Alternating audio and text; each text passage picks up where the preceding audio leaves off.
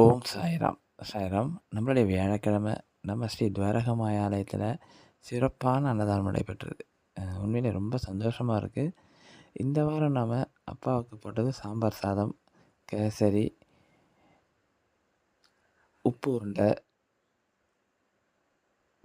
புளி சாதம், இப்படி ஏகப்பட்ட வெரைட்டி வச்சு நம்ம போட்டோம். சாம்பார் சாதம் தொட்டுக்கிறதுக்கு மிக்சர் வச்சு கொடுத்தோம். உண்மையிலேயே ரொம்ப சந்தோஷமாக குழந்தைங்க எல்லாருமே சாப்பிட்டாங்க.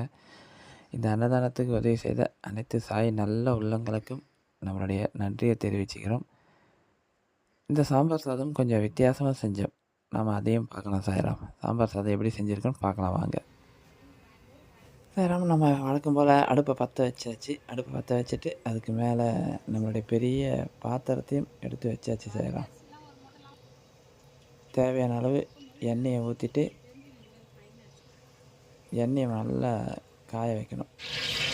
சாய்ராம், இப்போ சாம்பார் சாதம் நாம் செய்கிறது எண்ணெய் நல்லா காஞ்சிச்சு. அதுக்கு தேவையான அளவு கடுகும் போட்டுவிடலாம். இந்த வாரம் நம்ம வியாழக்கிழமை நம்ம அப்பாவுக்கு சாம்பார் சாதம் போட்டு ரொம்ப நாள் ஆகுது. அதனால் சாம்பார் சாதம் தான் செய்கிறோம். இப்போ சோம்பு, இது நல்ல வாசனையாக இருக்கும். சோம்பு போட்டால் சாம்பார் சாதத்துக்கு சோம்பு கொஞ்சம் போட்டுக்கணும். இந்த சோம்பு போட்டு முடித்த உடனே நம்ம வெங்காயமும் போட்டுடணும். சோம்பு வெங்காயம் போட்டோன்னா தீஞ்சு போயிடும்.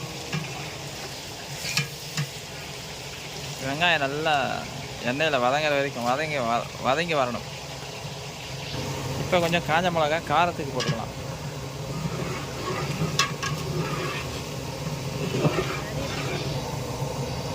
வெங்காயம் கொஞ்சம் நல்லா வதங்கிடுச்சு. இப்போ நான் தேவையான அளவு கொத்தமல்லி, கருவேப்பிலை அதையும் இப்பயே போட்டு நல்லா வதக்கிடுங்க.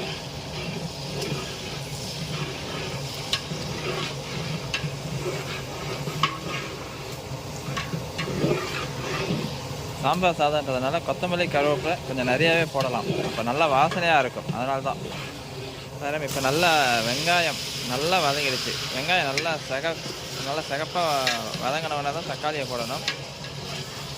தக்காளி எடுத்து போட வேண்டியது தான். இப்போ தக்காளியை நல்லா வதக்கணும் எண்ணெயில். கொஞ்சம் இப்போ உப்பு கொஞ்சம் போடுவாங்க. ஏன்னா தக்காளி அப்போ தான் சீக்கிரம் வதங்கிடுன்றதுனால உப்பு கொஞ்சம் போட்டுட்டா நல்லாயிருக்கும். உப்பு கொஞ்சம் தேவையான அளவு இப்பயே போட்டுடலாம். ஏன்னா இப்போ போட்டுட்டிங்கன்னா தக்காளி நல்லா வதங்கும். அதனால தான். இப்போ நல்லா தக்காளி வதங்கிச்சு சாராம்.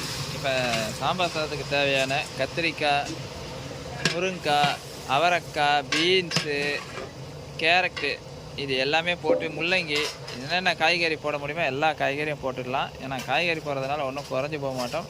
எல்லோரும் நல்லா சாப்பிடுவாங்க குழந்தைங்க. அதனால் நாம் இப்போ காய்கறியை போட்டுட்டு அதுவும் நல்லா வதங்கலாம். இப்போ நாம் போடுறது ஒரு சாய் சகோதரி நமக்கு கொடுத்தது. ஏன்னா அவங்க வீட்டில் செஞ்சு எல்லாருக்கும் விற்கிறாங்களாம். நம்ம அன்னதானம் செய்கிறது அவங்க ரெகுலராக பார்க்குறவங்க. நம்ம பிரார்த்தனை மையத்தில் நேரடியாக கொடுத்தாங்க. அவங்க கையாலே செஞ்சு அவங்க எல்லாருக்கும் கொடுக்குறாங்க. ரொம்ப சுவையாக இருக்கும் சாய்ராம். நீங்கள் அன்னதானத்துக்கு இதை பயன்படுத்துங்கன்னு சொல்லி கொடுத்தாங்க. ஏற்கனவே ஒரு டைம் கொடுத்தாங்க, நல்லா இருக்குது. அவங்க இப்போ எடுத்தாந்து கொடுத்தாங்க நம்ம அன்னதானம் செய்கிறத பார்த்துட்டு. இன்றைக்கி சாம்பார் பொடின்றதுனால, சாம்பார் சாதம் செய்கிறதுனால அவங்க கொடுத்த சாம்பார் பொடி தான் இன்றைக்கி நம்ம பயன்படுத்துகிறோம். கொஞ்சம் மஞ்சள் தூளும் போட்டுக்கணும் சாய்ராம். ஏன்னா சாம்பார் சாதத்துக்கு கொஞ்சம் மஞ்சள் தூளும் போட்டுக்கணும்.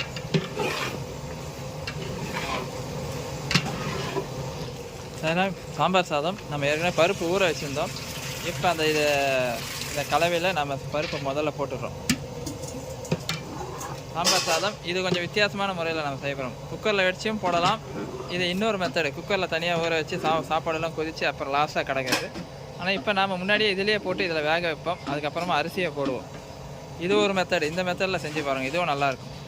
இப்போ தண்ணியை ஊற்றிடலாம் சார். சாம்பார் சாதத்துக்கு அளவு இல்லை, நம்ம கொஞ்சம் கரெக்டான அளவு வைக்க வேணால் கொஞ்சம் அதிகமாகவே வைக்கலாம். காரணம் என்னென்னா நல்லா சாப்பாடு நல்லா குழஞ்சி வந்தால் தான் சாம்பார் சாதம் நல்லாயிருக்கும். பிரிஞ்சி சாதம்னா தான் அளவு பிரகாரம் ஊற்றணும். எனவே இது நம்ம எவ்வளோ சாதம் வைக்கிறோமோ அதை விட 1.5 பங்கு அதிகமாகவே ஊற்றலாம். சாய்ராம், நல்லா பருப்பு போட்டு இருக்கிற அந்த நல்லா கொதிக்குது. பாதி வந்துட்டு இருக்கும் பருப்பு இதில். இந்த நேரத்தில் நாம் அரிசியை இதில் போடணும் சாய்ராம். அப்போ தான் பருப்பும் நல்லா வெந்துடும், அரிசியும் நல்லா வெந்துடும். பார்த்தீங்கன்னா எப்படி கொதிக்குது பாருங்கள். அந்த நேரத்தில் தான் நம்ம அரிசியை எடுத்து போடணும். அரிசியை போட்டுட்டு நல்லா கிளறி விட்டுட்டு நம்ம மூடி வைக்கணும். நம்ம மூட தான் அது சீக்கிரமாக அரிசி வெந்துடும். நம்ம சாம்பார் சாதத்துக்கு அரிசியை ஒரு 10 நிமிஷம், ஒரு 1/4 மணி நேரம் ஊற வச்சு போட்டால் இன்னும் நல்லாயிருக்கும். ஊற வச்சு போடுங்க, ரொம்ப சீக்கிரம் வெந்துடும். அதுதான். இப்போ நம்ம அரிசியை அதில் போட்டுடுறோம். அதை நல்லா கிளறி விட்டுட்டு மூடிட்டோன்னா போதும். நமக்கு 5 நிமிஷத்தில் சுவையான சாம்பார் சாதம் ரெடியாக வந்துடும். பாருங்கள்.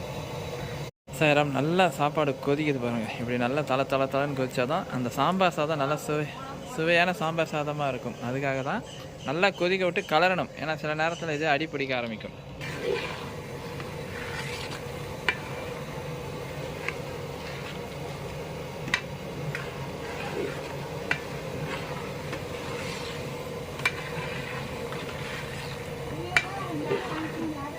புளியை ஊற்றலாம் சார். சாம்பார் சாதம் புளி இருந்தால் தான் நல்லது.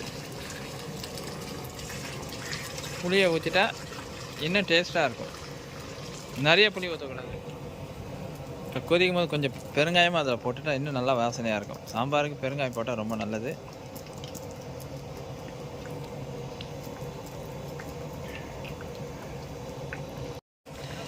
சாம்பார் சாதம் ஓரளவுக்கு தளன்னு வந்திருக்கு. இப்போ நம்மளால்